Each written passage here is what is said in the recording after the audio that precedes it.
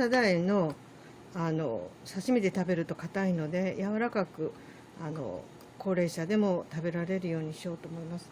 昨日息子が取ってきたんですけど、 120g から 130g しっかり大きいので、刺身では硬いと思います。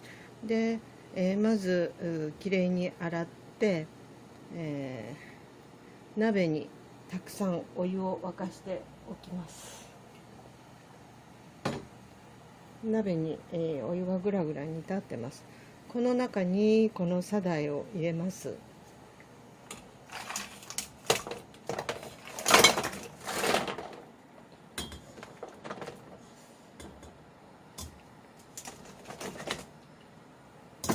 お湯にしっかり浸かるように、サダイを入れましたら、ここで火を止めます。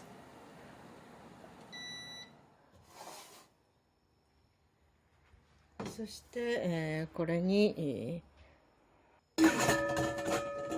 蓋をしておきます。もうこのままで、2時間ほど置きます。2時間経ちました。蓋を取ってざるに、開けます。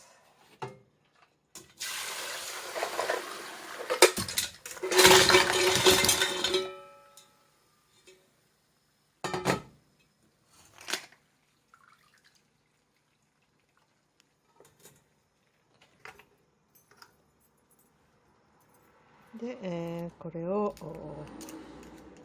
蓋をバーベキューの金串のようなもので刺して簡単に、抜けます。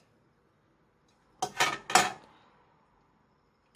抜けましたら、ここを取って上の、そしてここのひらひらも取ってこう少し指を突っ込んで取り去ります。これですごく柔らかいです。